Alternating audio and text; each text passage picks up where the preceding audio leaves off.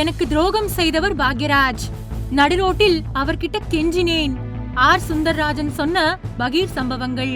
தமிழ் சினிமாவில் இயக்குனர், தயாரிப்பாளர், நடிகர் என பன்முக திறமை கொண்டவர் ஆர் சுந்தர்ராஜன் என்றாலும் இன்றைய தலைமுறைக்கு அவர் ஒரு குணச்சித்திர நடிகராகவும் டிவி சீரியல் நடிகராகவும் தான் அதிகமாக தெரிகிறார்.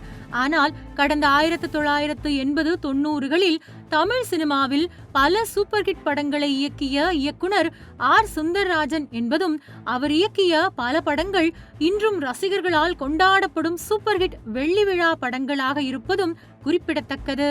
அவர் ஒரு மிகச்சிறந்த திறமையான கலைஞர் என்பதை அவரது இந்த நேர்காணல் மீண்டும் உறுதிப்படுத்தியுள்ளது.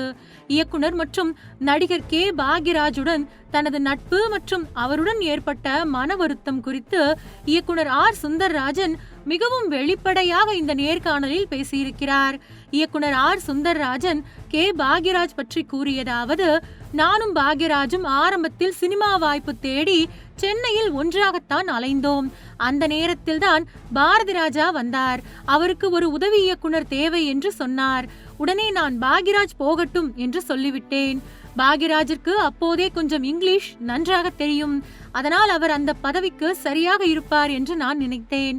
அப்போதெல்லாம் நான் போகல என்று சொல்லிக் கொண்டிருந்தவன் அடுத்த நாள் காலையில் நான் எழுந்து பார்த்தபோது என்னிடம் சொல்லாமல் கூட போய்விட்டான். அது எனக்கு மன வருத்தத்தை ஏற்படுத்தியது. சில ஆண்டுகள் கழித்து பாக்யராஜ் எனக்கு ஒரு கடிதம் எழுதி அனுப்பியிருந்தார். நீ ஊருக்கு போ, நான் படம் ஆரம்பித்த பிறகு சென்னைக்கு கூப்பிடுகிறேன் என்று எழுதியிருந்தான். நான் அதற்கு பதிலாக ஒரு இன்லாண்ட் லெட்டரில் நடுப்பக்கத்தில் நன்றி என்று மட்டும் எழுதி அவருக்கு அனுப்பி வைத்தேன். நானும் அவரும் பல நாட்கள் பட்டினியாக அலைந்த மவுண்ட் ரோட்டில் ஒரு நாள் பென்ஸ் காரில் பாக்யராஜ் வந்தான். நான் நடந்து போய்க் கொண்டிருந்தேன். காரில் யார் என்று பார்த்தால் பாக்யராஜ். என்னை தேனாம்பேட்டையில் இறக்கி விட்டுவிடு என்று சொன்னேன். அதெல்லாம் முடியாது என்றான். பக்கத்தில் கிடந்த கல்லை எடுத்து அடிக்கப் போனேன். நானும் அவனும் வயிற்று பசியோடு அலைந்த மவுண்ட் ரோட்டில் என் கண் முன்னால் பென்ஸ் காரில் போய்கொண்டிருக்கிறான். அது அவனுடைய வளர்ச்சிதான். ஆனால் நாம நம்பிக்கை துரோகம் பண்ணக்கூடாது, நம்பியவர்களை ஏமாற்றக்கூடாது. அதுதான் எனக்கு பெரிய வருத்தம் என்று ஆர் சுந்தர்ராஜன் அந்த நேர்காணலில் பேசியிருக்கிறார். இது தற்பொழுது சமூக வலைதளங்களில் வைரலாகி ரசிகர்கள் மத்தியில் பெரிய விவாதத்தை கிளப்பியுள்ளது. தமிழ் சினிமாவில் ஆர் சுந்தர்ராஜன் ஒரு தனி முத்திரை பதித்த இயக்குனர்.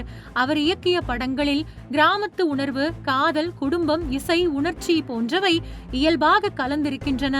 அவர் இயக்கிய படங்களில் வைதேகி காத்திருந்தால், மெல்ல திறந்தது கதவு, அம்மன் கோவில் கிழக்காலே, என் ஜீவன் பாடுது, ராஜாதி ராஜா போன்ற படங்கள் பெரிய அளவில் வெற்றி பெற்ற வெள்ளி விழா படங்களாக இருந்தன. இந்த படங்களில் குறிப்பாக வைதேகி காத்திருந்தால் திரைப்படம் அந்த காலத்தில் மிகப்பெரிய அளவில் ரசிகர்களால் கொண்டாடப்பட்ட படமாகும்.